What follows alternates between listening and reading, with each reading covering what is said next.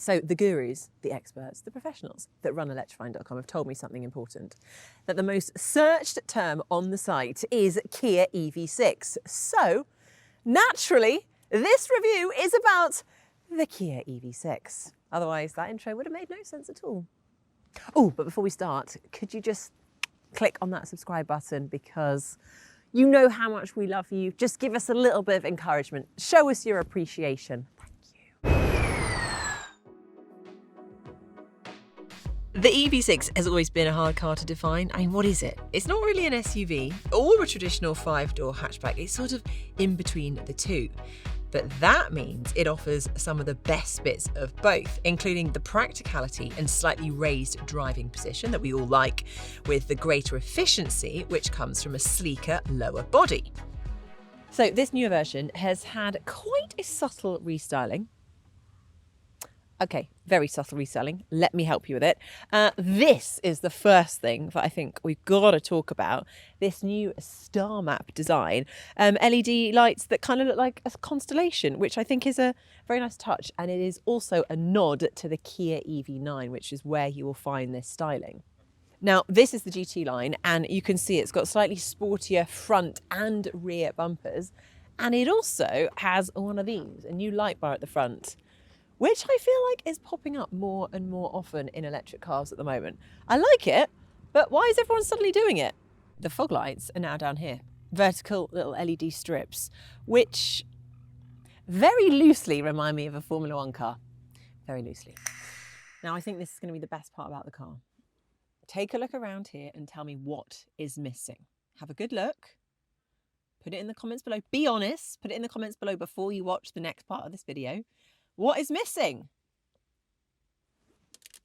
There's no piano black. There's no shiny black surfaces to put my sticky fingerprints all over and smudge and make look horrible. It's amazing. It looks fantastic in here. And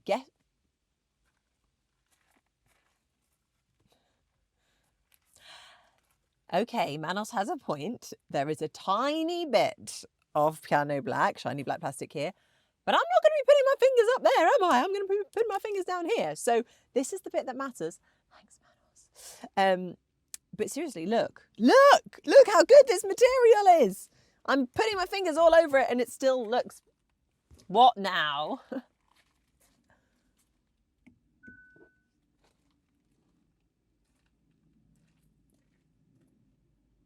Damn it. Okay, apart from up here and the one place that you have to press all the time with a P. But there is another bit of interesting news. So you know how you used to be able to start cars using your phone?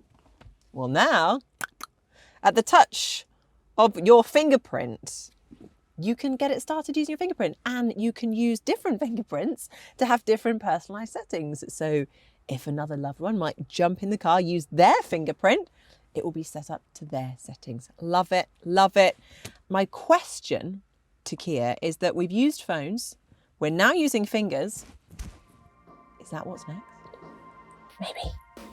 Now, I do like this. There's a sportier steering wheel design and a bit of an update to the dashboard. Plus, you still have quite a snug driving position with this raised centre console, which is very different to the open cockpit of SUVs and the Kia's sister car from Hyundai. Now, we actually have a video of the Ioniq 5 on the channel too, so do check it out. Ooh, the other thing worth noting is this. The wireless charging for your phone is now faster. The twin infotainment screens are linked together to form a single display, and the system is really intuitive and nice and easy to use. For the facelifted model, Kia has improved the processing speed, which means there was a bit of a small lag that could sometimes affect the previous system, but that has all but disappeared. Now back here, it's a nice-ish place to be. You've got a pretty decent amount of space here. Then you've got your lovely 2 USB-C ports, nice flat floor, so the middle person still gets a decent amount of legroom, 3 headrests too, so actually the middle person is actually considered a real person. The one thing obviously that you're going to notice is that because you have that lovely sleek roofline from the outside, you also suffer from the inside. So it is a little bit lower here. It does feel a little bit smaller, even though you do have some good legroom. So I'd just say it's not quite as light and airy and spacious back here as perhaps I'd like it to be. Now, this is where the Kia EV6 loses out a little bit, because for what is quite a long car, actually has quite a long boot, but quite a shallow boot. So we're only looking at 490 litres here, which if you compare it to something like a Skoda Enyaq Coupe, which has 585 litres, then this falls a little bit short. Now, one little trick it has up its sleeve is vehicle to load charging. So using this little adapter here, we can plug it in, and it has capabilities of charging up to 3.6 kilowatts, which is enough to charge another car. And guess what? There's another 3-pin plug down here. Perfect if you want to pop the kettle on, charge your laptop, or I am going to admit it, using my hair straighteners with.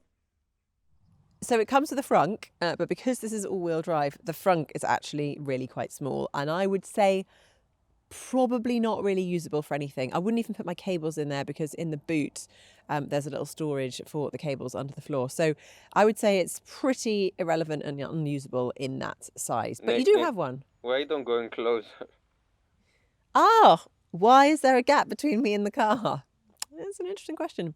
Well, when we opened up the bonnet, we discovered that the car comes with a really big spider.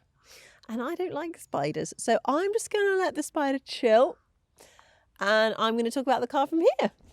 Cool? You have to drive the car now, you know. Oh. Now, there are more upgrades underneath. The big news is the battery capacity, which has increased from 77.4 kilowatt hours to 84. That means, of course, a high range. And with this GT line twin motor squeezing 339 miles out of a charge, you're not going to be struggling with range anxiety. The single motor version gets even more at 361 miles. Now, when it comes to power and performance, the rear-wheel drive model has 225 brake horsepower to be unleashed. But this, the all-wheel drive, has a rather impressive 330 brake horsepower and 0 to 62 miles per hour in just 5.3 seconds. Wow. Now, one of the changes that they've made to the EV6 is the suspension, specifically the damping. What that means is, particularly at low speeds on bumpy roads like this, it's still nice and smooth to drive. And I must say, this car is comfortable. It's a really nice drive, and I can actually really tell the difference that they've made on that suspension. I think you would notice it if you jumped in the older version and then into this version, you would be able to notice the difference. Now let's talk about regen, because you've got paddles, and of course you can change the regen settings at the touch of a button on your panel. So you've got 0, 1, 2, 3.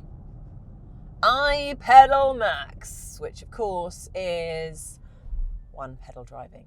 Taking my foot off the accelerator and come to a standstill. Now let's test out some of the different drive modes. We are currently in normal. I was just in eco, now popped it into normal. Already feel a little bit of extra power there. And then, whoa, hello, we're in sport mode. That was a bit of a boost, wasn't it? I felt that. I don't know whether you could see that, but that, my friend, is a lot more power and a really nice smooth drive, actually, really quite responsive. So yeah, Kia EV6 in sport mode, very nice indeed. Bit of a shame that a heat pump is still an option, and it's actually only available on the top models. The 800-volt technology has been honed though, improving the already impressive charging performance. It now tops out at 258 kilowatts, that's 8% better than before, and it means a 10 to 80% charge takes just 18 minutes. 15 minutes is enough to add 214 miles. Right, time for a bit of a conclusion on this one. Now, the original Kia EV6, which was already very popular with you guys, and I agree because it sort of moved the whole game on, didn't it? Certainly in terms of charging speeds. But these subtle changes on this newer model have made the car look just a bit less awkward. Definitely improved the package as a whole. We've also seen upgrades to the interior, upgrades to the suspension and the infotainment system, which has just sort of rounded off some of the rough edges that we had on the original model. But this is the crunch point. It doesn't come cheap. The range starts at £45,575. But this is actually the all-wheel drive GT Line S, and it's £51,755. Now, looking at the competition, that's more than a long-range all-wheel drive Tesla Model 3 and about the same as a BMW i35 Sport. So quite interesting looking at the competition that's out there at the similar prices. But having said all of that, it's still one of my favourites. Is it yours? Let me know in the comments.